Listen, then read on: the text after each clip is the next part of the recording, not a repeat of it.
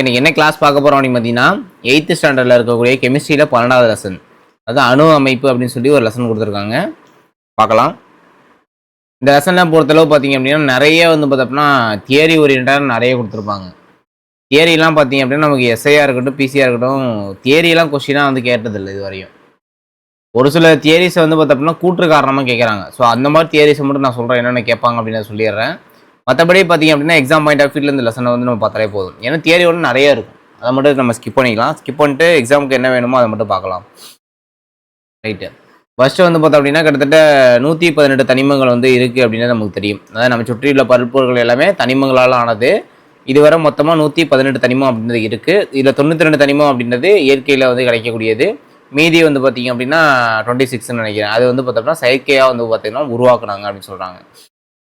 மீதமுள்ள தனிமங்கள்லாம் ஆய்வகத்தில் உருவாக்குறாங்க. இப்போ தாமிரத்தை எடுத்துக்கலாம். தாமிரம், இரும்பு, தங்கம், வெள்ளி இந்த தனிமங்கள்லாம் பார்த்தோம்னா இயற்கையிலே கிடைக்கும். ஆனால் டெக்னீசியம், புரோமெத்தியம், நெப்டியூனியம், புளூட்டோனியம் இதெல்லாம் பார்த்தோம்னா ஆய்வகங்களில் தயாரிக்கிறாங்க. அதான் டிஃப்ரெண்ட்டு. இந்த 92ல் இது வரும், மிச்சம் இருக்கக்கூடிய 26ல் இதெல்லாம் வரும். அதான் சொல்கிறாங்க. ரைட்டா. அடுத்து வேறு என்ன அப்படின்னு பார்த்தோம்னா அனைத்து தனிமங்களும் பார்த்தோம்னா ஒரே மாதிரியான மிக சிறிய துகள்களால் ஆனது. இந்த லைன் தான் ரொம்ப ரொம்ப இம்பார்ட்டன்ட். எல்லா தனிமங்களும் ஒரே மாதிரியான மிகச்சிறிய துகள்களால் ஆனது. தங்கம் அப்படின்ற தனிமம் ஒரே வித அணுக்களால் ஆனது. இப்போ தங்கம்னு எடுத்துட்டோம் அப்படின்னா அது என்னது, ஒரே விதமான அணுக்களால் ஆனது. இந்த அணுக்களை தான் தங்கத்தோட பண்புக்கு காரணமாக அமையாது. சரிங்களா. அப்போ அணு அப்படின்னா பார்த்தீங்கன்னா அட்டாமஸ் என்னும் கிரேக்க சொல்லேருந்து உருவாக்குனாங்க. அணுனா அட்டாமஸ். இதில் டாமஸ் அப்படின்னா உடைக்கக்கூடிய மிக சிறிய துகள்னு சொல்லுவாங்க. அட்டாமஸ் அப்படின்னா உடைக்க இயலாத மிக சிறிய துகள் அப்படின்னு பொருள் இருக்குது. சரியா. டெமோக்ரட்டிஸும் பார்த்தோம் அப்படின்னா இதே தான் நமக்கு சொல்லியிருப்பார். இது இல்லாமல் நம்ம திருக்குறளோட பெருமையை பற்றி கூறக்கூடிய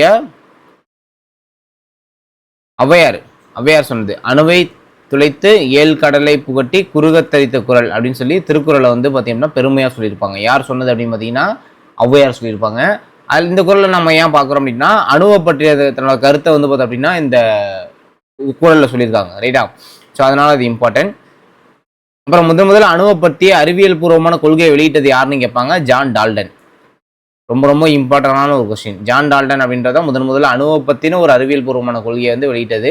இவருக்கு அப்புறம் பார்த்தீங்க அப்படின்னா ஜே தாம்சனு, இவருக்கு அப்புறம் ரூதர் போர்டு, இவருக்கு அப்புறம் பார்த்தீங்க அப்படின்னா நீல்ஸ் போரு. இது லைனாக வரும். சரிங்களா. இங்கே கொடுக்கல நீல்ஸ் போர். இவருக்கு அப்புறம் நீல்ஸ் போர் வருவார். ஏன்னா நவீன கொள்கையோட தந்தையை பார்த்தீங்கன்னா நீல்ஸ் போர் தான். சரிங்களா. அடுத்து பார்ப்போம். முதல்ல டால்டனோட அணுக்கொள்கை. ஏன்னா இவர் தான் முதல்ல அணுக்கொள்கையை வெளியிட்டதே இவர் தான். அதனால டால்டனோட அணுக்கொள்கை அப்படின்னு தெரியணும். டால்டன் அப்படின்னா 1808ஆம் ஆண்டு தம்மால் ஒரு முடிவை மேற்கொள்ளி அணுக்கொள்கையை பார்த்தோம்னா வெளியிடுறாரு. எந்த ஏன்னா 1808 டால்டன் அணுக்கொள்கை தான். இவர் வெளியிட்ட அணுக்கொள்கை பேர் டால்டன் அணுக்கொள்கை. இவர் என்ன சொல்றாரு அப்படின்னா பொருள்கள் அனைத்தும் அணு அப்படின்னு சொல்லக்கூடிய மிக சிறிய துகளால் ஆனது அப்படின்னு சொல்றாரு. டெமோக்ரட்டிஸ் என்ன சொல்றா அப்படின்னா பிளக்க இயலாத மிக சிறிய துகளை அணுன்னு அவர் சொன்னாரு. புரியுதுங்களா. அனைத்தும் அணு அப்படின்னு சொல்லக்கூடிய மிக சிறிய துகள்களால் ஆனதுன்னு இவர் சொல்றாரு. டெமோக்ரட்டிஸ் பிளக்க இயலாத துகள் அணு அப்படின்னு சொல்லியிருப்பாரு. இவர் என்ன சொன்னாரு அப்படின்றத மட்டும் நம்ம நோட் பண்ணா போதும். அது இல்லாமல் ஒரே தனிமத்தோட அணுக்கள் அனைத்து பண்புகளும் ஒத்திருக்கின்றன அப்படின்னு சொல்றாங்க. ஒரே தனிமத்தோட அணுக்கள் அளவு, வடிவம், நிறை, பண்பு இது எல்லாத்துலேயுமே பார்த்தோம்னா ஒத்துருக்குன்னு சொல்கிறாங்க. ஆக்சுவலாக இந்த கூற்று தப்பு தான். ஒரு தனிமத்தோட அணுக்கள் அப்படின்றது அனைத்து பண்புகளையும் ஒத்து இருக்காது. அதான் உண்மை. இவர் ஆனால் இப்படி சொல்லியிருக்கிறது மட்டும் நம்ம நோட் பண்ணால் போதும். வெவ்வேறு தனிமங்களோட அணுக்கள் அவற்றின் வடிவம், நிறை மற்றும் பண்புகளில் வேறுபட்டு இருக்கின்றன அப்படின்னு சொல்கிறாங்க. ரைட்டா. இது ஓகே தான், இது உண்மை தான். அடுத்து அணுவை ஆக்கவோ அழிக்கவோ முடியாது. அதாவது ஒரு அணுவானது அழிக்க முடியாத துகள். இது ரைட்டு. சரிங்களா. வெவ்வேறு தனிமங்களின் அணுக்கள் ஒரு குறிப்பிட்ட நிறைவேதத்தில் ஒன்றிணைந்து மூலக்கூறு மற்றும் சேர்மங்களை உருவாக்குகின்றன அப்படின்றது இவர் தான் சொன்னாரு. அணு அப்படின்றது வேதிவினையில் ஈடுபடக்கூடிய மிக சிறிய துகள் அப்படின்னு சொன்னது ஜான் டால்டன் தான். அப்போ இந்த ஜான் டால்டன் யார் அப்படின்னு பார்த்தோம்னா இவர் பார்த்தோம் அப்படின்னா ஒரு நெசவு குடும்பத்தில் பிறந்த ஒரு ஏழ்மையான நெசவு குடும்பத்தில் பிறந்தவர் தான். இவர் ஒரு ஆசிரியராக இருந்திருப்பாருப்பா. ஆசிரியராக இருந்திருப்பாரு. இதில் என்ன இம்பார்ட்டன்ட் அப்படின்னு பார்த்தோன்னா வளிமண்டல அழுத்தம் மற்றும் மழை அளவினை பதிவு செய்வதை தனது வழக்கமாக கொண்டார். அவர் ஒரு சிறந்த வானியல் ஆராய்ச்சியாளராக இருந்திருக்காரு. இந்த லைன் தான் நமக்கு இம்பார்ட்டன்ட். சரிங்களா. வளிமண்டல அழுத்தம் மற்றும் மழை அளவினை பதிவு செய்வதை தன்னோட வழக்கமாக கொண்டிருந்தவர் யார் அப்படின்னு சொல்லி கேட்டாங்கன்னா ஜான் டால்டன். அடுத்து பார்க்கலாம். அடுத்து ஜான் டால்டனோட அணுக்கொள்கையோட சிறப்பு என்ன அப்படின்னு பார்த்தோம்னா டால்டனோட அணுக்கொள்கை பெரும்பாலான திரவங்கள் மற்றும் வாயுக்களோட பண்புகளை விவரிக்குது. வேதி சேர்க்கை விதி மற்றும் பொருண்மை அழின்மை விதியை விளக்குகிறது. இந்த வேதி சேர்க்கை விதியும் பொருண்மை அழிவின்மை விதியும் அப்படின்றது என்னது இந்த லெசன்லேயே பார்ப்போம். சரிங்களா? சொல்றேன். தனிமங்களின் மூலக்கூறுகள் மற்றும் சேர்மங்களின் மூலக்கூறுகளுக்கு இடையேயான வேறுபாடுகளை இது எடுத்துரைக்கிறது. சரியா? நெக்ஸ்ட் டால்டன் அணுக்கொள்கையோட வரம்புகள் அப்படின்னு கொடுத்துருக்காங்க. இதை மட்டும் நம்ம பார்த்துக்கலாம். அணு அப்படின்றது பிளக்க இயலாத மிக சிறிய துகள் அப்படின்றது தப்பு. ஏன்னா அணு அப்படின்றத பிளக்க முடியும். சரியா? அப்போ பிளக்க இயலாத அப்படின்னு சொன்னது டால்டன் சொன்னது தப்பு. அடுத்து ஒரே தனிமத்தோட அணுக்கள் வெவ்வேறு அணு நிறைகளை பெற்றுள்ளன. இப்பதான் நான் சொன்னேன் ஒரே தனிமத்தோட அணுக்கள் வந்து ஒரே பண்பை பெற்றிருக்குன்னு அவர் சொன்னார்னு சொன்னேன். ஆனால் அது தப்பு. ஏன்னா அணு நிறை அப்படின்றது வேறுபடும். இப்போ எக்ஸாம்பிள் சொன்னோம் அப்படின்னா கார்பனோட வந்து பார்த்தோம்னா அணு எண் வந்து பார்த்தோம்னா 6 தான். நிறை எண் வந்து 12 இருக்கு, கார்பன் 13 இருக்கு, கார்பன் 14 இருக்கு, எல்லாமே இருக்கு. அப்போ இதெல்லாம் நிறை எண் அப்படின்றது வேறு சேஞ்சஸ் ஆகுதா? அப்போ ஒரு தனிமத்தோட அணுக்கள் அப்படின்றது வெவ்வேறு நிறை எண்ணை பெற்றிருக்கு. அப்போ ஐசோடோப் வச்சு வெவ்வேறு நிறை எண் இருக்கு. அணு எண் சேம் தான், எல்லாத்துக்குமே 6 தான் வரும். அணு எண் சேம் தான், ஆனால் நிறை எண் அப்படின்றது வேறுபடுது. அப்போ அவர் சொன்ன அந்த கூற்று தப்பு. வெவ்வேறு தனிமங்களின் அணுக்கள் ஒரே அணு நிறையை பெற்றுள்ளன. இதுவும் இருக்கு. ஐசோ பார்களும் இருக்கு.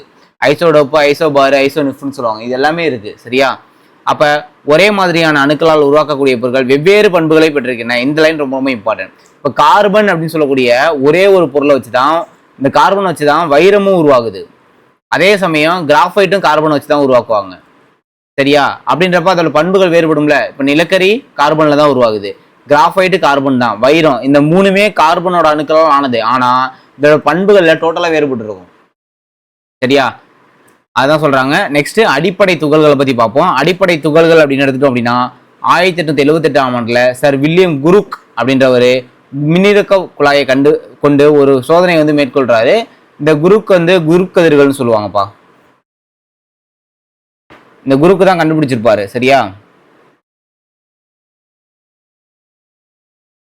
அதான் இங்க இந்த குரூக் கதிர்கள் என்று அல்ல கேத்தோடு கதிர்கள் அப்படின்னு சொல்லுவாங்க. சரிங்களா? குரூக் கதிர்கள்னு சொல்லுவாங்க. அப்படி இல்லைன்னா என்ன சொல்றாங்க, இன்னொரு பேரு கேத்தோடு கதிர்கள்னு சொல்லுவாங்க. கேத்தோடுனா ஒன்றும் இல்லை, கேத்தோடு கதிர்கள்னா வந்து எதிர்மின்வாய் கதிர்கள். சரியா? எதிர்மின்வாய் கதிர்கள். எதிர்மின்வாய்கள்னா எலக்ட்ரானு. சரிங்களா? எலக்ட்ரான்னு பேர் வச்சது ரூதர் போர்டு.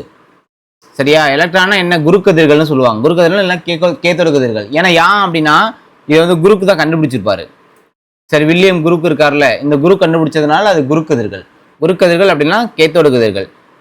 இதெல்லாம் வந்து ஜஸ்ட் ஒரு தியரி தான் இருக்கும். இதெல்லாம் வேணாம் நமக்கு. சரியா? அடுத்து மின்சாரம் காற்றின் வழியே பாயும் போது வாயு மூலக்கூறுகளிலிருந்து எலக்ட்ரான்கள் வெளியேறுவதால் அயனிகள் உருவாகின்றன. இதுவே மின்னிறக்கம்.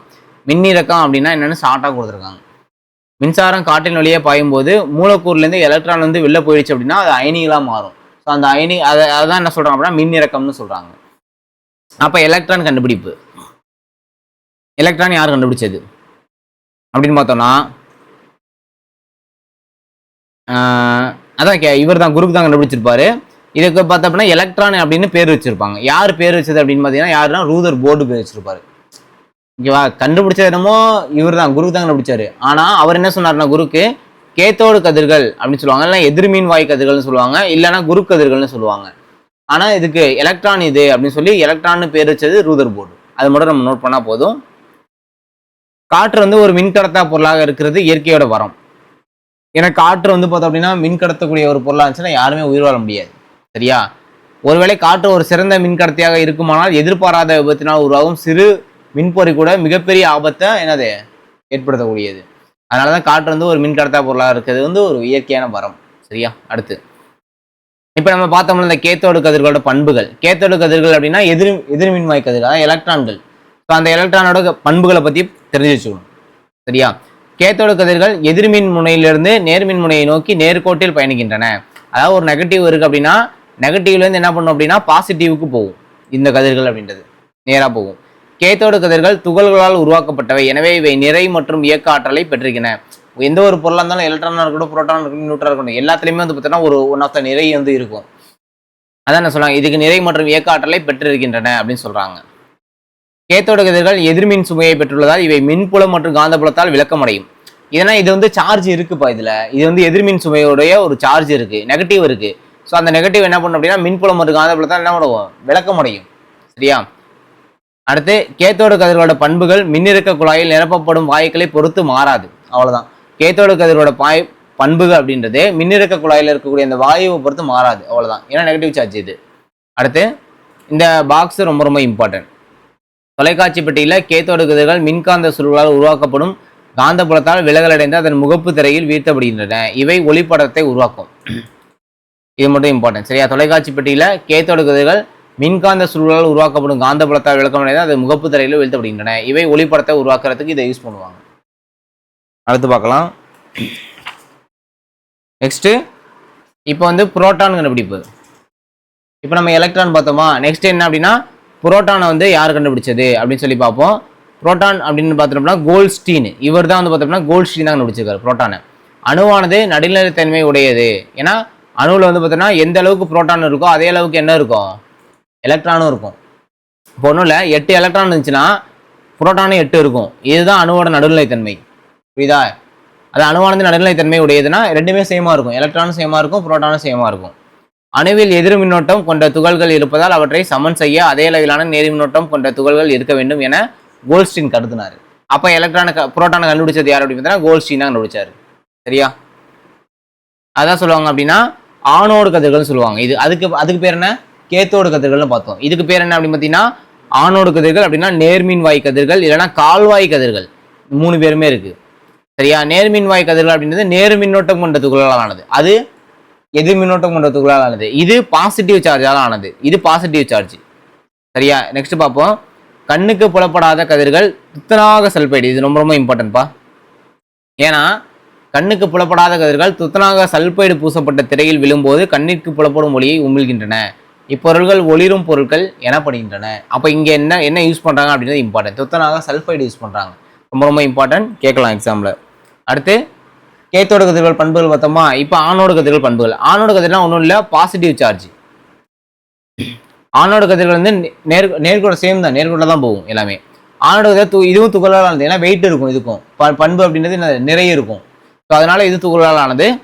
இங்கே என்ன அப்படின்னா மின்புலம் மற்றும் காந்தப்புலத்தில் இதுவுமே விளக்கமாயிடும். ஏன்னா இது நேர்மின்னோட்டம், இதுலேயும் சார்ஜ் இருக்கு அப்படின்றப்ப என்ன ஆகும், நேர்மின்னோட்டம் கொண்டதால இது எதிர்மின் வாயை நோக்கி விளக்கமடையும். அவ்வளோதான் கான்செப்ட். சரியா? நேர்மின் வாய் கதிர்களோட பண்புகள் மின்னிறக்க குழாயில் இருக்கும் வாயுவின் தன்மையை சார்ந்து அமையும். இந்த ஒரு வேலை மட்டும் நோட் பண்ண போகும். அது தன்மையை சார்ந்து அமையாது, ஆனால் இது தன்மையை சார்ந்து அமையும். துகளின் நிறை மின்னிறக்க குழாயில் வாயுவின் நிறைக்கு சமமாக இருக்கும். இந்த 2 லைன் மட்டும் நோட் பண்ணால் போதும். 2 தான் டிஃப்ரென்ஸ் அதை கம்பேர் பண்ணும்போது. அடுத்து இந்த பாக்ஸ் பார்க்கலாம். ஹைட்ரஜன் வாயுவை மின்னிறக்க குழாயினுள் எடுத்துக்கொள்ளும் போது பெறப்படும் நேர்மின் துகள்கள் புரோட்டான்கள் எனப்படுகின்றன. இந்த இது புரோட்டானா என்ன, ஹைட்ரஜன் வாயுவை நம்ம எடுத்துக்கிறோம். இப்போ ஹைட்ரஜனா H, ஹைட்ரஜன் வாயுவை மின்னிறக்க குழாயில் எடுத்துக்கிட்டோம் அப்படின்னா பெறப்படும் நேர்மின் துகள்கள் புரோட்டான்கள் அப்படின்னா, அதாவது H+ இருந்துச்சு அப்படின்னா அது புரோட்டான்கள்னு சொல்றாங்க. ஒரு ஹைட்ரஜன் அணுவிலிருந்து ஒரு எலக்ட்ரானை நீக்கும் போது ஒரு புரோட்டான் கிடைக்கிறது. ஒரு ஹைட்ரஜன் இருக்கு, இந்த ஹைட்ரஜன்லேருந்து ஒரு எலக்ட்ரானை நம்ம நீக்கிட்டோம் அப்படின்னா நமக்கு என்ன கிடைக்கும், ஒரு புரோட்டான் கிடைக்கும். எனவே புரோட்டான் அப்படின்றத ஹைட்ரஜன் அயனின்னு சொல்லலாமா, அதாவது புரோட்டான்றத H+ சொல்ல முடியும். புரியுதா புரியலையா?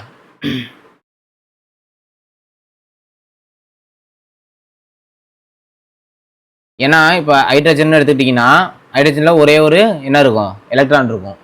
அதே மாதிரி ஒரே ஒரு என்ன இருக்கும், புரோட்டான் இருக்கும்.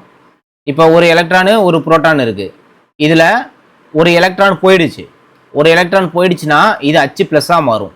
ஏன்னா எலக்ட்ரான் மட்டும்தானே இருக்குது. புரியுதுங்களா? ஒரு எலக்ட்ரான் போயிடுச்சுன்னா அது நேர்மின் அயனியாக மாறிடும். சரியா? அப்போ H+ இருக்குது. H+ இருக்குன்னா ஒரே ஒரு என்ன இருக்குன்னு அர்த்தம், ஒரே ஒரு புரோட்டான் மட்டும்தான் இருக்கு. அப்போ ஒரே ஒரு புரோட்டான் இருக்கிறத இதை நம்ம புரோட்டான்னு பேர் சொல்லி கூப்பிடலாம், இல்லை அப்படின்னா ஹைட்ரஜன் அயனின்னு சொல்லி கூப்பிடலாம்னு சொல்றாங்க. அவ்வளோதான் கான்செப்ட். அடுத்து நியூட்ரான் கண்டுபிடிப்பு. நியூட்ரான் யாரு கண்டுபிடிச்சது அப்படின்னு பார்த்தீங்கன்னா ஜே தாம்சன். சரியா? இந்த நியூட்ரானை யாரு கண்டுபிடிச்சது அப்படின்னு பார்த்தீங்கன்னா ஜே தாம்சன் கண்டுபிடிக்கல. இதை வந்து கண்டுபிடிச்சது வந்து பார்த்தோம்னா யாருன்னு சொல்றேன். ஜே தாம்சன் காலத்துல 2 அடிப்படை துகள் தான் கண்டுபிடிச்சிருந்தாங்க. அதை சொல்றாங்க இந்த இடத்துல. ஒன்று புரோட்டானு, இன்னொன்று எலக்ட்ரானு. புரோட்டானை யாரு கண்டுபிடிச்சது, புரோட்டானை யாரு கண்டுபிடிச்சது, கோல்ட்ஸ்டீன். இப்பதானே மேலே பார்த்தோம். புரோட்டான் இந்த இடத்துல ஒருத்தருந்தாங்களே, புரோட்டான் கண்டுபிடிச்சது யாரு, கோல்ட்ஸ்டீன். எலக்ட்ரானை யாரு கண்டுபிடிச்சது, குரு கண்டுபிடிச்சாரு. ஆனா எலக்ட்ரான் பேர் வச்சது யாரு, ரூதர்போர்ட் வச்சாரு. அதே மாதிரி நியூட்ரானையும் ஒருத்தர் கண்டுபிடிச்சாரு. அவர் பேர் தான் வந்து பாத்தீங்க அப்படின்னா என்ன கொடுத்துருக்காங்க, ஜேம்ஸ் சாட்விக். சரிங்களா? 1932 கண்டுபிடிச்சிருக்காரு. இதுவும் வந்து பார்த்தோம்னா ஒரு அடிப்படை துகள் தான், நியூட்ரானை கண்டுபிடிச்சிருக்காரு. இந்த நியூட்ரானை பொறுத்தளவு வந்து பார்த்தோம் அப்படின்னா அணுல வந்து நியூட்ரான் வந்து எந்த இடத்துல இருக்கு அப்படின்ற தெளிவான விளக்கத்தை ரூதர்போர்டு தான் தன்னோட அணுக்கொள்கையில் சொல்லியிருப்பாரு. அதாவது ஜேம்ஸ் ஹாட்விக் என்னமோ நியூட்ரான் கண்டுபிடிச்சிட்டு போயிட்டாரு. ஆனா அணுவில் எந்த இடத்துல இருக்கு அப்படின்றத ரூதர்போர்டு சொல்லியிருப்பாரு. ரூதர்போர்டு என்ன சொல்லியிருப்பாரு அப்படின்னா அணுவோட சென்டர் ஆஃப் த பாயிண்ட்ல அணு நிறையில இருக்கு அப்படின்னு சொல்லியிருப்பாரு. ரைட்டா? அப்ப நியூட்ரானோட பண்பு அப்படின்னு பார்த்தோம்னா மின் சுமையற்ற துகள். இது பாசிட்டிவும் கிடையாது, நெகட்டிவும் கிடையாது. சரியா? மின் சுமையற்ற ஒரு துகள். இது மின் நடுநிலைத்தன்மை வாய்ந்தது. இது வந்து எந்தோட நிறைக்கு சமமா இருக்கும் அப்படின்னு பார்த்தீங்கன்னா புரோட்டானோட நிறைக்கு சமமா இருக்கும். புரியுதுங்களா? புரோட்டானோட நிறைக்கு சமமா இருக்கும். அப்புறம் நியூட்ரானோட நிறை அப்படின்றது புரோட்டானோட நிறைக்கு ஈக்குவலா இருக்கும். 1.6 × 10⁻⁻24 கிராம் இருக்கும். சரியா? இந்த இங்கே 3 பண்புகள் நிறை கொடுத்துருப்பாங்க. ஆக்சுவலாக புரோட்டானும் நியூட்ரானும் சேம் நிறையா இருக்கும். எலக்ட்ரான் 9.1 இருக்கும். மின்சுமை பார்த்து எலக்ட்ரான் நெகட்டிவ், புரோட்டானுக்கு பாசிட்டிவ். இதுக்கு மின்சுமையே கிடையாது, அதனால 0. புரிஞ்சதா?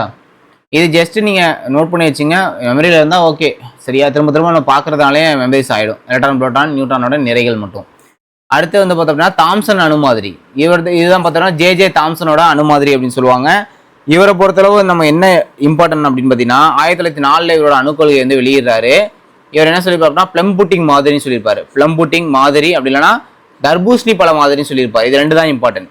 தன்னோட அணுக்கொள்கையை தர்பூசணி பழத்தோட ஒப்பிட்டது யார் அப்படின்னு பார்த்தீங்கன்னா ஜே தாம்சன். அதே மாதிரி பிளம் புட்டிங் மாதிரி அப்படின்னு இவர் சொல்லியிருப்பாரு. சரியா?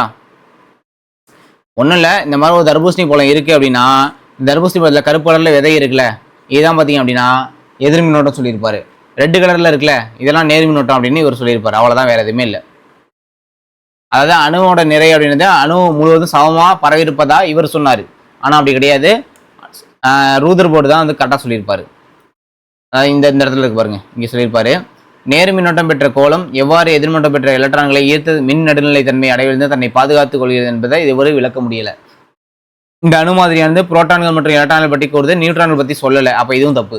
சரியா? அடுத்து பார்ப்போம் இணைதிறன். இணைதிறன்னா ஒன்றும் இல்லை, ஒரு அணு இருக்குன்னு வச்சுக்கோ. இப்போ கார்பன்ற ஒரு அணு இருக்கு, ஆக்சிஜன் ஒரு அணு இருக்கு. இந்த 2 அணுவும் எப்படி வந்து இணையுது அதை தான் பார்த்தோம்னா இணைதிறன்னு சொல்றாங்க. இப்போ எக்ஸாம்பிள் நான் சிம்பிளா சொல்றேன், அதை மட்டும் நீங்க புரிஞ்சுக்க முடியுதான்னு பாருங்க. இப்போ கார்பனுக்கு அணு எண் வந்து 6. சரிங்களா? ஆக்சிஜனுக்கு அணு எண் வந்து பார்த்தோம்னா 8 இருக்கு. ரைட்டா? இன்னும் நம்ம வாட்டர் வச்சே முடிச்சிடலாம்.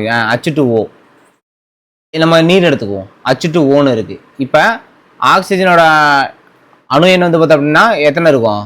8. சரியா? கார்பன் 6, 7, 8.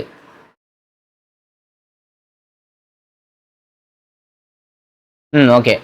ஆக்சிஜனுக்கு 8. சரிங்களா? ஹைட்ரஜனுக்கு வந்து பார்த்தோம் அப்படின்னா 1 தான் இருக்கும். ரைட்டா? இப்போ நான் இதை வந்து ஆக்சிஜனாக எடுத்துக்கிறேன். இதுதான் ஆக்சிஜன். சரிங்களா? இந்த ஆக்சிஜனில் மொத்தம் எவ்வளோ எலக்ட்ரான் இருக்கு? 8 எலக்ட்ரான் இருக்கு. ஏன்னா எத்தனை புரோட்டான் இருக்கோ அதுக்கு ஈக்குவலாக எலக்ட்ரான் இருக்குன்னு சொன்னோம். இப்போ நான் ஆக்சிஜனோட அணு வட்ட பாதை எடுத்துக்கிறேன். சென்டர் ஆஃப்ல என்ன இருக்கும் அப்படின்னா நிறை இருக்கும். இதை விட்டுருங்க, நிறை இருக்கும். இப்போ வட்ட பாதையில் என்ன இருக்கும் அப்படின்னா எலக்ட்ரான்கள் இருக்கும். வட்ட பாதையில் எப்பயுமே 2 எலக்ட்ரான் மட்டும் தான் இணைய முடியும். அப்போ இங்கே ஒரு எலக்ட்ரானையும் இங்கே ஒரு எலக்ட்ரானையும் நம்ம வச்சுக்குவோம். அப்போ இந்த 8 எலக்ட்ரானில் 2 எலக்ட்ரான் போயிடுச்சுன்னா மிச்சம் எவ்வளோ எலக்ட்ரான் இருக்கும்? 6 எலக்ட்ரான் இருக்கும். முதல் வட்டப்பாதையில் 2 எலக்ட்ரான் தான் இணைய முடியும். அதுக்கு அடுத்த ஒரு வட்டப்பாதை வரையிறேன். இந்த வட்டப்பாதையில் மொத்தமாக எத்தனை எலக்ட்ரான் இருக்குன்னா 8 எலக்ட்ரான் இருக்கலாம். ஆனால் நமக்கு இங்கே எத்தனை எலக்ட்ரான் இருக்கு? 6 தான் இருக்கு. 1, 2, 3, 4, 5, 6 இருக்கு. சரிங்களா? இப்போ இந்த 6 இருக்கு. இன்னும் நமக்கு எத்தனை வச்சா இந்த இடம் ஃபுல் ஆகும்? இன்னும் 2 வைக்கணும். அப்போ என்ன பண்ண போறோம் அப்படின்னா இந்த ஹைட்ரஜன் எடுத்துட்டு வந்து இதில் இணைக்க போறோம். இதில் எத்தனை எலக்ட்ரான் இருக்கு? 1 எலக்ட்ரான் இருக்கா? அதை இங்கே வச்சுக்குவோம். அதே மாதிரி நம்ம இன்னொரு ஹைட்ரஜன் எடுத்துக்கலாம். இன்னொரு ஹைட்ரஜன் எடுத்துட்டோம்னா 2 ஹைட்ரஜன் ஆகிடும். அப்போ H2O. இப்போ 2 ஹைட்ரஜனு ஒரு ஆக்சிஜன் அணு முடிஞ்சு போச்சா? இப்படிதான் வந்து பார்த்தோம்னா இணையும். இதை புரிஞ்சுக்கிட்டீங்க அப்படின்னா இணைத்திறன் ஈஸி, ரொம்ப ஈஸி. அப்போ ஆக்சிஜனோட இணைத்திறன் என்னன்னு கேட்டாங்கன்னா 2. ஏன்னா 2 ஹைட்ரஜன் நம்ம கொண்டு வந்து ஜாயின் பண்ணோம்ல. புரியுதுங்களா? இப்படிதான் கான்செப்ட். அதான் இணைதிறனை பற்றி முழுமையாக தெரிந்து கொள்வது ரூதர்போர்டு மற்றும் நீல்ஸ் போரோட அணு மாதிரியை பற்றி நம்ம படிச்சுக்கணும்னு சொல்லுவாங்க. எலக்ட்ரான், புரோட்டான், நியூட்ரானை பற்றி ஃபுல்லாக நம்ம தெரிஞ்சிருக்கணும். அணு மாதிரி நம்ம புரிஞ்சுக்கணும் அப்படின்னா. ஏன்னா புரோட்டான் மற்றும் நியூட்ரான்கள் வந்து அணுவோட மத்தியில் உள்ள உட்கருவில் காணப்படும். எது புரோட்டானும் நியூட்ரானும். எலக்ட்ரான்கள் வந்து உட்கருவை வட்டப்பாதையில் சுற்றி வருகின்றன. அப்போ இந்த வட்டப்பாதையை ஆர்பிட்னு சொல்லுவாங்க. இல்லை அப்படின்னா எலக்ட்ரான் கூடுன்னு சொல்லுவாங்க. எலக்ட்ரான் கூட்டினை கொண்டுள்ளது. அவற்றின் கடைசி எலக்ட்ரான் கூட்டில் உள்ள எலக்ட்ரான்கள் மட்டுமே இணைதிறன் எலக்ட்ரான்கள் என்ன பண்ணிக்கிறேன், இந்த கூடு இணைதிறன் கூடு. ஒன்றும் இல்லை, இப்போ நம்ம லாஸ்ட்டாக ஒன்று பார்த்தோம்ல, லாஸ்ட் வட்டப்பாதை, இந்த லாஸ்ட் வட்டப்பாதையில் இருக்கக்கூடிய எலக்ட்ரான்கள் மட்டும் தான் இணைதிறன் எலக்ட்ரான்கள். இதை இணைதிறன் கூடுன்னு சொல்கிறாங்க. அவ்வளோதான் கான்செப்ட். இதை நம்ம சொல்ல மாட்டோம், இந்த ஃபர்ஸ்ட் உள்ள ரவுண்டு சொல்ல மாட்டோம், ரெண்டாவது லாஸ்ட்டாக உள்ளதான் சொல்லுவோம். எலக்ட்ரான்கள் கூடுகளில் உள்ள எலக்ட்ரான்கள் ஒருங்கமைப்பு என்ன சொல்கிறாங்க அப்படின்னு பார்த்தீங்கன்னா எலக்ட்ரான் அமைப்பு அப்படின்னு சொல்லுவாங்க. இங்கே நம்ம சொன்னது தான். இப்போ இணைதிறன் கூட்டில் 2, அதான் ஃபஸ்ட்டு இப்போ அணு நிறைய இருக்குன்னா ஃபஸ்ட்டு ரவுண்டாக இருந்துச்சுன்னா 2, அதே இது ரெண்டாவது ரவுண்டாக இருந்துச்சு அப்படின்னா 8 எலக்ட்ரானை பெற்றிருக்கணும். 2 இல்லைன்னா 8 எலக்ட்ரானில் பெற்றிருக்கணும். இந்த எலக்ட்ரான் அமைப்பை பெற்றுள்ள மந்த வாயுக்கள் அதிக நிலைப்புத்தன்மை பெற்றவை. உதாரணமாக ஈலியம் தனது இணைதிறன் கூட்டில் 2, அதான் ஈலியத்தில் 2 தான் இருக்கும். ஹீலியம் 2 இப்படி தான் சொல்லுவாங்க. ஹீலியம் 2, ஹீலியம் 2 ஹீலியம் தான் இருக்கும். அப்போ அது வந்து அணு நடுநிலைமையோட இருக்கு. அப்போ ஒரு அணு ஆக்சிஜன் எடுத்துக்கும், இன்னொரு அணு கார்பன் எடுத்துக்கும். இது ரெண்டும் இணையணும் அப்படின்னா எதுக்காக இணையுதுன்னா நிலைப்புத்தன்மை அடைகிறதுக்கு இணையுது. இப்படி 2 அணு இணைஞ்சுதான் ஒரு சேர்மத்தை உருவாக்குது. சரியா? அப்படி இணையக்கூடிய திறனை தான் இணைதிறன்னு சொல்றாங்க. 8 எலக்ட்ரான்களையும் பெற்றிருப்பதால் அவை எந்த வேதிவினையிலும் ஈடுபடுவதில்லை, மேலும் அதிக நிலைப்புத்தன்மையும் இருக்கின்றன. அதாவது எல்லாமே 8 எலக்ட்ரானை வந்து கடைசி வட்ட பாதையில பெற்றிருக்கணும், அதுக்காக தான் இணைகிறாங்க.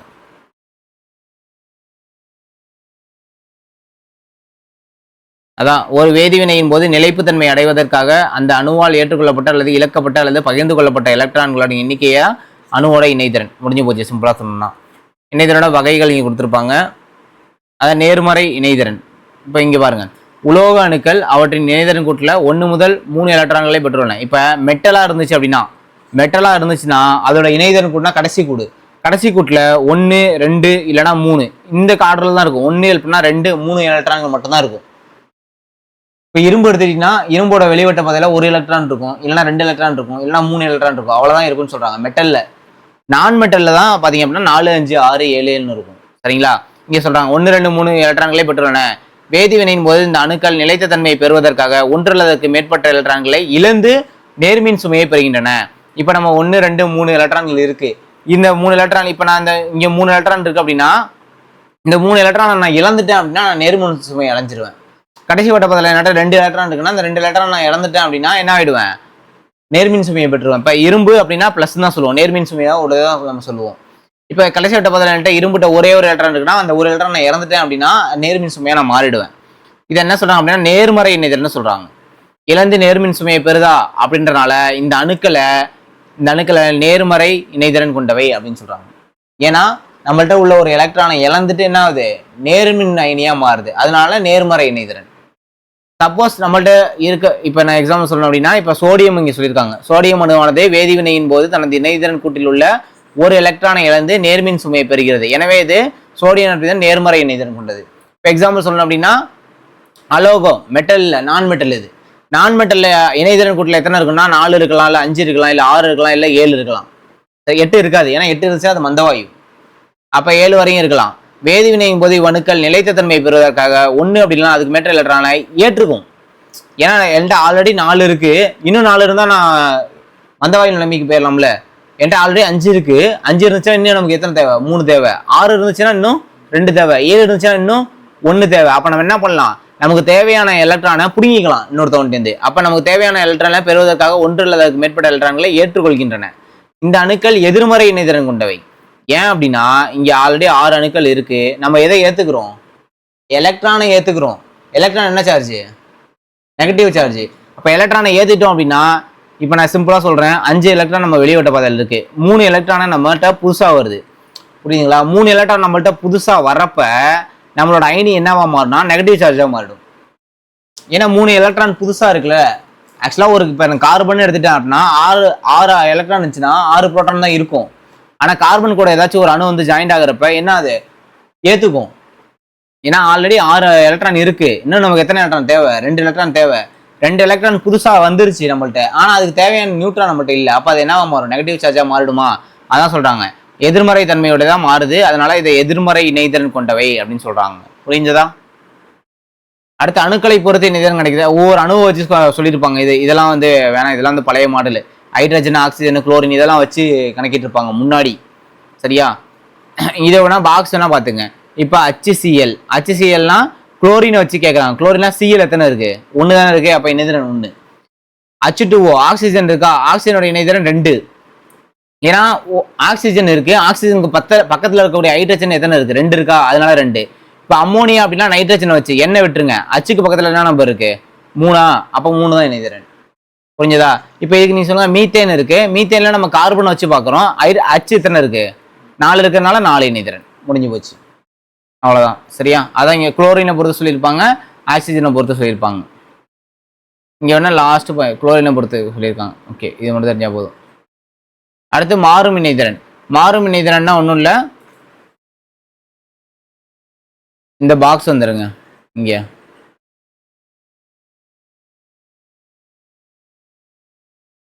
குறைந்த இணைதிறன் கொண்ட உலோக சேர்மத்துக்கு பெயரிடும் போது உலோகத்துல வந்து நம்ம என்ன சேர்க்கணும் அப்படின்னா அஸ்ன்ற வார்த்தையை சேர்த்துக்கணும். இதெல்லாம் ஜஸ்ட் நீ ரீட் பண்ணுங்க, மேபி கேட்டா கூற்று காரணத்துல கேட்கலாம், அவ்வளவுதான். வேற எதுவும் கேட்க மாட்டா, ஜஸ்ட் ரீட் பண்ணா போதும். அதிக இணைதிறன் கொண்ட உலோக சேர்மத்துக்கு பெயரிடும் போது இக்கு அப்படின்ற பேரை சேர்த்துக்கணும். நீங்க சொல்லியிருப்பாங்க. இந்த பாக்ஸ் பாத்துங்க வேணா. தாமிரம் Cu+ அப்படின்னா குப்ரஸ், காப்பர் அப்படின்னு சொல்லலாம், குப்ரஸ்ன்னு சொல்லுவாங்க, அஸ்ன்னு சொல்லுவாங்க. அஸ்ன்ற வார்த்தையை சேர்ப்பாங்க, ஏன்னா குறைந்த இணைதிறன் இருக்கிறதுனால. இங்க அதிக இணைதிறன் இருக்கிறதுனால குப்ரிக்கு அப்படின்ற வார்த்தையை சேர்ப்பாங்க. அஸ்ஸு இக்கு அப்படின்ற வார்த்தை மட்டும் நோட் பண்ணா போதும். இக்குனா உலோக சேர்மத்துக்கு பெயரிடும் போது இக்கு அப்படின்ற வார்த்தை எப்ப சேர்க்கணும் அப்படின்னா அதிக இணைதிறன் இருந்துச்சுன்னா. குறைந்த இணைதிறன் இருந்துச்சுன்னா அஸ்ன்ற வார்த்தை, குறைஞ்சிச்சுன்னா அஸ்ஸு, அதிக இணைதிறன் இருந்துச்சுன்னா இக்கு. அதான் இரும்புனா ஃபெரஸ், ஃபெரிக்கு. பாதரசம்னா மெர்குரஸ், மெர்குரிக்கு. டின் அப்படின்னா ஸ்டேனம், ஸ்டேனஸ், ஸ்டேனிக்கு. சரியா? அடுத்து அயனிகள். அயனிகள்னா சிம்பிளா சொல்லணும் அப்படின்னா, இப்போ நம்ம ஏதாச்சும் ஒரு பாசிட்டிவ் சார்ஜா இருந்துச்சுன்னா அது அயனிகள்னு சொல்லலாம், இல்ல நெகட்டிவ் சார்ஜா இருந்துச்சு, ஒரு அணு நெகட்டிவ் சார்ஜா இருந்துச்சுன்னா அது அயனிகள்னு சொல்லலாம். அதான் கான்செப்ட். இங்கே அதான் கொடுத்துருப்பாங்க.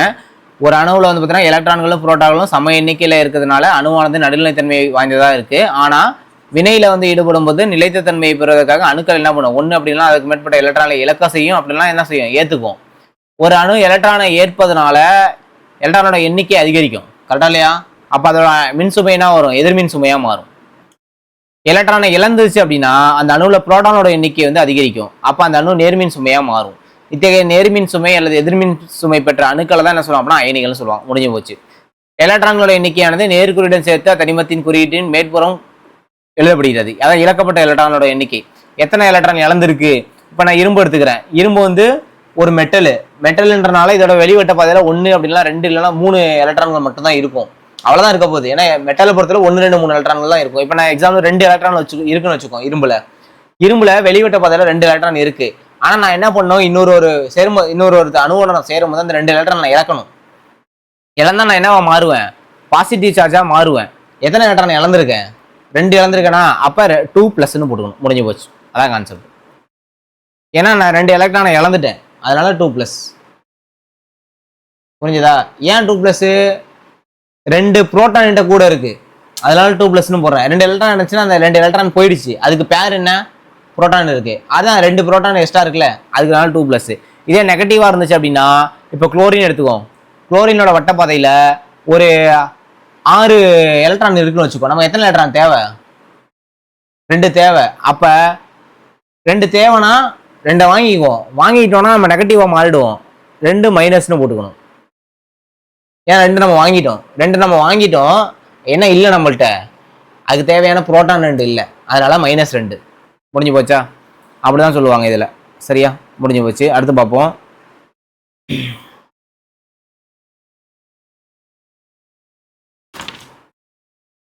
அதான் அயனிகளோட வகைகள். நேர அயனின்னா என்ன, நம்ம இங்க கொடுத்ததுதான். நேர அயனி அப்படின்னா Na+. வேதிவினையும் போது ஒரு அணுவானது ஒன்று அல்லது அதுக்கு மேற்பட்ட எலக்ட்ரான்களை இழப்பதனால நேர்மின் அயனியா மாறும். இதை நேர அயனி இல்லைன்னா நேர அயனி தொகுப்பு அப்படின்னு சொல்லலாம். அதான் இங்க சொல்லியிருப்பாங்க. சோடியம் வச்சு இங்க சொல்லியிருப்பாங்க. நான் சொன்னதுதான் இங்க அப்படியே சொல்லியிருப்பாங்க.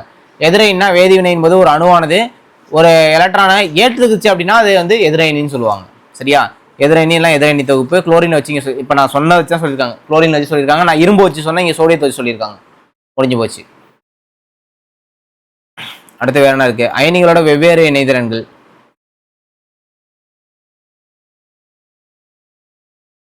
ஒன்று அல்லது அதுக்கு மேற்பட்ட தனிமங்கள் தனியாகவோ அல்லது குழுவாகவோ எலக்ட்ரான்களை இழப்பதாலோ அல்லது ஏற்பதாலோ உருவாகக்கூடிய மின்சுமை 1, 2, 3, 4 என இருந்தால் அவை முறையே ஒற்றை மின்சுமை, இரட்டை மின்சுமை, உண்மை மின்சுமை, 4 மின்சுமை. அதான் ஒன்றும் இல்லை.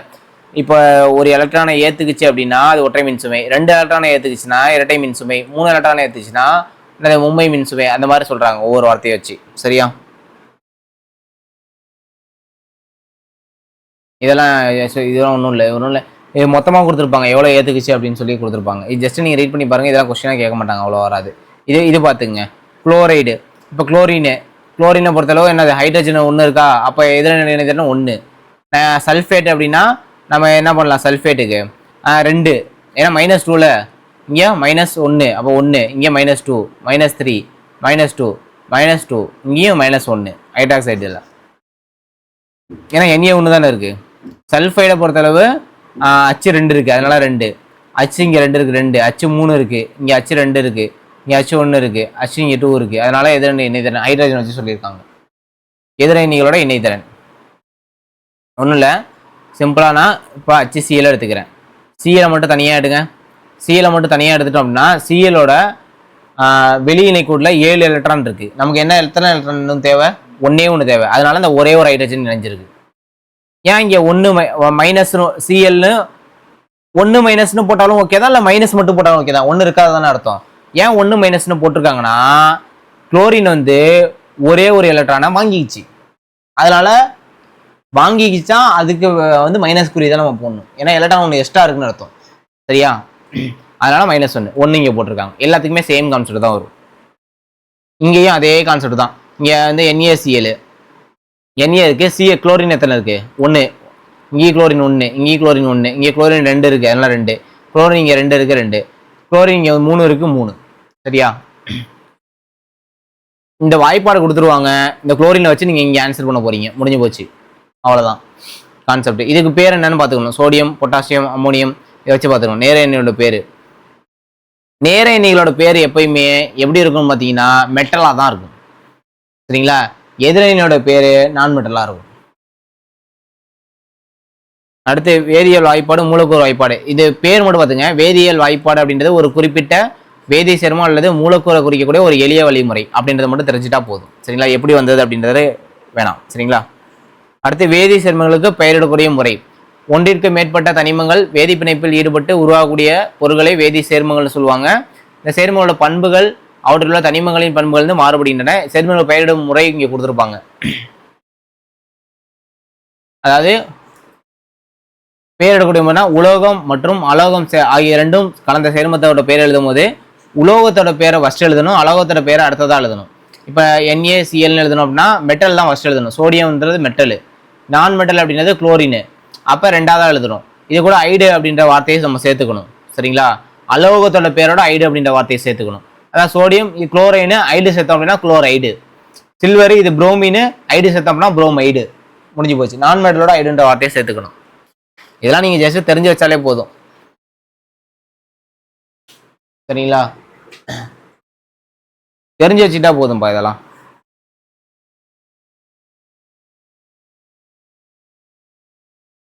ஜஸ்ட் நீங்க இதெல்லாம் அதான் உலோகம், அலோகம், ஆக்சிஜன் கலந்த ஆக்சிஜன் சேர்ந்துச்சுன்னா ஆக்சிஜன் கலந்த சேர்மத்தை எழுதும் போது உலோகத்தின் பெயரை முதல்லையும் அலோகத்தின் பெயரை அடுத்ததாகவும் எழுதணும். இது ஆல்ரெடி தெரிஞ்சுதான். மெட்டல்னா ஃபர்ஸ்ட் எழுதணும், நான் மெட்டல்னா அடுத்து எழுதணும். நான் மெட்டல் பேரோட ஏட் அப்படின்ற பின்னோட்டை அதிக அளவில் ஆக்சிஜன் இருந்துச்சுன்னா ஏட்டணும், ஐட் அப்படின்ற பின்னோட்டை குறைந்த அளவில் ஆக்சிஜன் தான் சேர்த்துக்கணும். இப்போ நான் எக்ஸாம்பிள் எஸ்ஸோட முடிஞ்சா பிரச்சனை இல்லைப்பா. ஆக்சிஜன் சேருது, ஆக்சிஜன் அதிகமாக இருக்கா இதில், அப்போ என்ன சொல்லணும், அதிகமாக இருந்துச்சு அப்படின்னா ஏட்டுன்ற வார்த்தையை சேர்க்கணும், கம்மியாக இருந்துச்சுன்னா ஐட்டுன்ற வார்த்தையை சேர்க்கணும். அதான் ஏட்டு, சல்பேட்டு, நைட்ரைட்டு, ஐட்டுன்ற வார்த்தையை சேர்த்துருக்கேன். ஏன்னா ஆக்சிஜன் கம்மியாக இருக்குது. ஆக்சிஜன் அதிகமாக இருந்துச்சுன்னா ஏட்டுன்ற வார்த்தையை சேர்த்துக்கணும்.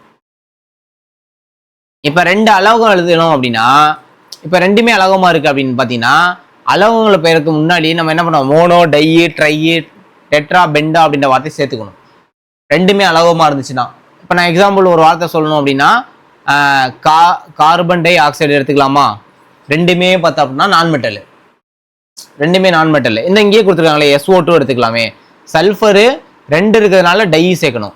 1 இருந்துச்சுன்னா மோனோ, 2 டை, ட்ரைனா 3, டெட்ரானா 4, பெண்டானா 5. சரிங்களா? அந்த மாதிரி வரும்.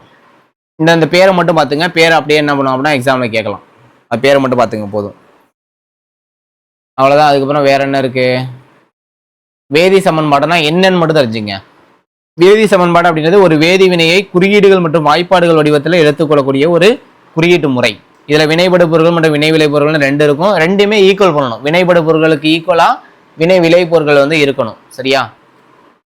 அதான் புதுசா உருவாகக்கூடிய பொருள் தான் வினை விளை பொருட்கள்னு சொல்லுவாங்க. அது மட்டும் தெரிஞ்சுங்க போதும்.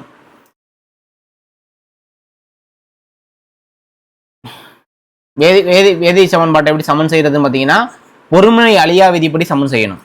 அதான் வினைபடு பொருளோட மொத்த நிறையும் வினை விளை பொருளோட மொத்த நிறையும் சமமா இருக்கணும், நிறை மாறக்கூடாது. அதான் கான்செப்ட். இது எப்படி சமன் செய்யறதுலாம் உங்களுக்கு வேணாம். சரியா? இதெல்லாம் ரொம்ப ஹையரா கேட்பாங்க.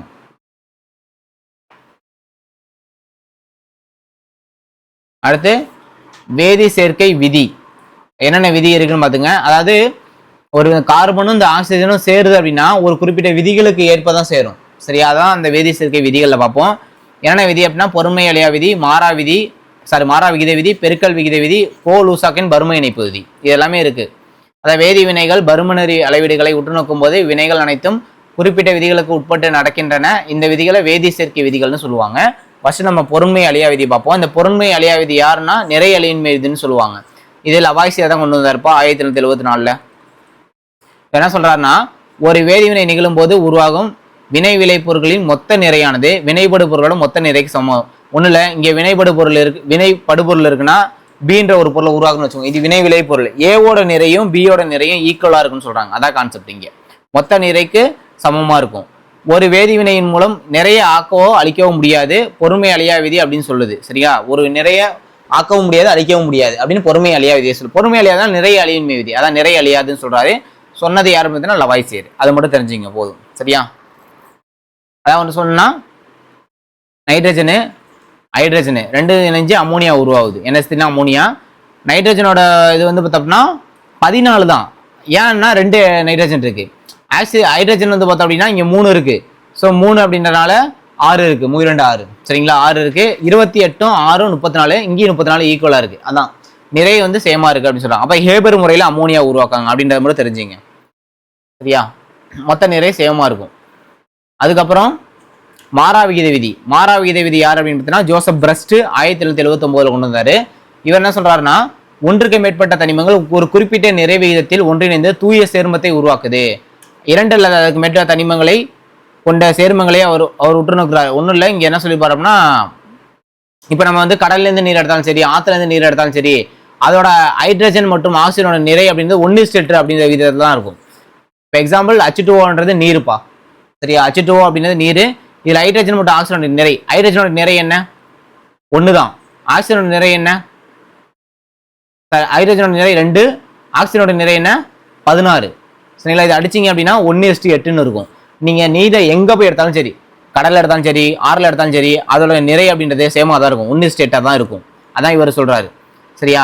பல்வேறு சேர்மங்களோட தயாரிப்பு முறை மாறுபட்டாலும் அவற்றில் உள்ள தனிமங்களின் இயல்பு மாறாது. எனவே குறிப்பிட்ட விகிதத்துல இருக்கும். எனவே இந்த விதி மாறா விகித விதி. இந்த விகிதம் அப்படின்றது மாறாது. அதனால மாறா விகித விதி. Joseph breast. அடுத்த நினைவில் கொள்கை பார்த்துங்க. நினைவில் கொள்கை நம்ம சொன்னதுதான் இங்க கொடுத்துருப்பாங்க. ஒரு அணுல புரோட்டான், எலக்ட்ரான், நியூட்ரான்லாம் இருக்கு. இதெல்லாம் அடிப்படை துகள்கள். அப்புறம் வந்து அந்த குருக்குழாய் சொல்லியிருப்பாங்க. குருக்குழாய் யார் கண்டுபிடிச்சுன்னு சொல்லியிருப்பாங்க. குருக்குழாய்னா எலக்ட்ரான்கள். அப்புறம் இணைதிறன்னா என்ன? வெவ்வேறு அணுக்கள் வெவ்வேறு இணையும் திறனை பெற்றுள்ளன. அணுக்களோட இணையக்கூடிய திறனை இணைதிறன். வேதியியல் வாய்ப்பாடுனா என்னன்னு சொல்லியிருப்பாங்க. அப்புறம் மெட்டலையும் நான் மெட்டலையும் எப்படி எழுதணும், எப்படி பேர் சொல்லி கூப்பிடணும், வேதிவினை சமன் செய்வதுனா என்ன அப்படின்றது, அதான் நிறை அழிவின்மை விதி மூலமா சமன் செய்யணும். பொறுமை அழியா விதினா என்ன அப்படின்னு, அதாவது நிகழ்ந்து உருவாகும் வினை விளை பொருட்களின் மொத்த நிறையானது வினைவிட பொருளின் மொத்த நிறைக்கு சமம். அதான் பொறுமை அழியா விதியை கொடுத்துருப்பாங்க. இப்போ கேத்தோடுனா என்ன, ஆணோடுனா என்ன, இதான் பார்த்துக்கணும். கேத்தோடுனா என்ன, ஆணோடுனா என்ன, வேதி வாய்ப்பாடுனா என்ன, மின்னிருக்கா குழாய், அயனி, மூலக்கூறு வாய்ப்பாடு, வீழ்படிவு, வினை விளை பொருள், வினைபடு பொருள், இணைதிறன், இதெல்லாம் என்னன்னு மட்டும் தெரிஞ்சுக்கிட்டா போதும். நம்ம எல்லாமே உள்ள பார்த்தது தான். சரியா? அப்புறம் புக் பேக் பார்ப்போம். கேத்தோடு கதிர்கள் அப்படின்னா எதிர்மின் சுமை பெற்ற துகள். காரணம் இது என்ன விதி? மாறா விகித விதி. சரியா? அடுத்து நீர் ஹைட்ரஜன் மற்றும் ஆக்சிஜனாலே 1:8. ஹைட்ரஜன் தான் ஃபர்ஸ்ட் வந்திருக்கு, அதனால ஃபர்ஸ்ட் 1, ஆக்சிஜன் 2வது, அதனால 8. ஹைட்ரஜன் 1 போடக்கூடாது. டால்டன் கூற்றுகளை எந்த கூற்று மாற்றம் அடையாமல் இருக்கு? அணுவை பிளக்க முடியாது சொன்னது என்னது? மாறிடுச்சு. பிளக்க முடியும். அணுக்கள் முழு எண்களின் வீதத்தில் ஒன்று கூடி சேர்மங்கள் உருவாகின. இது ரைட்டுப்பா. அணுக்கள் முழு எண்களோட வீதத்தை ஒன்று கூடி தான் சேர்மங்களா உருவாகும். தனிமங்கள் அணுக்களால், இது தப்பு. தனிமங்கள் வந்து துகள்களால் ஆனது. சரியா? ஒரு தனிமத்தின் அனைத்து அணுக்களும் ஒரே மாதிரியானவை அப்படின்னு சொல்றாங்க. ஒரு தனிமத்தின் அனைத்து அணுக்களும் அது ஒரே மாதிரியா தான் இருக்கும். அடுத்து தனிமத்தின் அனைத்து அணுக்களும் என்ன சொல்றாங்க? ஒரே அணு எண்ணையும் வேறுபட்ட நிறை எண்ணையும் கொண்டிருக்கும். ஆப்ஷன் சி, ஒரே அணு எண்ணையும் வேறுபட்ட நிறை எண்ணையும் கொண்டு இருக்கும். அனைத்து அணுகளும் ஒரே அணு எண் இருக்கும், ஆனா வேறுபாடு. இதான் ஐசோடோப்பு. ஐசோடோப்பு தானே சொல்றாங்க. ஐசோடோப்புக்கு எக்ஸ்பிளனேஷன் தான் இது. அடுத்த டேஷ் என்பது தனிமத்தின் மிகச்சிறிய சொல். அணு அப்படின்றது, அணுன்றா தனிமத்தோட ஒரு மிகச்சிறிய துகள். ஒரு தனிமமானது டேஷ் ஒரே மாதிரியான அணுக்களால் உருவாக்கப்பட்டது. ஒரே மாதிரியான அணுக்களால் உருவாக்கப்பட்டது தனிமம்ன்றது. ஒரு அணுவானது electron, proton, neutron. Electron, proton, neutron. எண்ணு நியூட்ரான். எதிர்மின் சுமை கொண்ட அயனி என்ன சொல்லலாம்? நேர அயனி. அது என்ன சொல்லலாம் அப்படின்னா எலக்ட்ரான் சொல்லலாம். எலக்ட்ரான். இங்க எலக்ட்ரான். நேர்மின் சுமை கொண்ட அயனி புரோட்டான். இங்க இது எலக்ட்ரான், எதிர்மின் சுமை கொண்ட துகள். புரோட்டான்னா நேர்மின் சுமை கொண்ட துகள். சரி, எதை நோக்கி விலகல் அடையும் தானே கேட்குறாங்க. அப்போ என்ன பண்ணலாம்? எதிர்மின் அயனியை நோக்கி விலகல் அடையும்.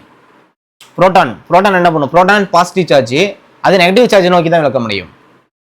அடுத்து பொறுமை அழியா விதி லவாய்சியர். மாறா விகித விதி ஜோசப் பிரஸ்ட் இருக்காரா? இங்க இருக்காரு. இது அப்படியே ப்ரீவியஸ் கொஸ்டின்ப்பா. இந்த கொஸ்டின், இந்த இது அப்படியே 2023 எஸ்ஐ கொஸ்டின் அப்படி எடுத்தீங்கன்னா இந்த கொஸ்டின் இருக்கும். அப்படியே இந்த புக் பேக்கை அப்படி எடுத்து வச்சாங்க. கேத்தோட கதிர்கள் எங்க குரூப் இருக்காரா? சரி, வில்லியம் குரூக்கு. ஆணோட கதிர்கள் அப்படின்றது என்ன சொல்லலாம்? ஆணோட கதிர்கள் கோல்ட்ஸ்டீனு, நியூட்ரானு, ஜேம்ஸ் ஆல்பிக்கு. முடிஞ்சு போச்சு.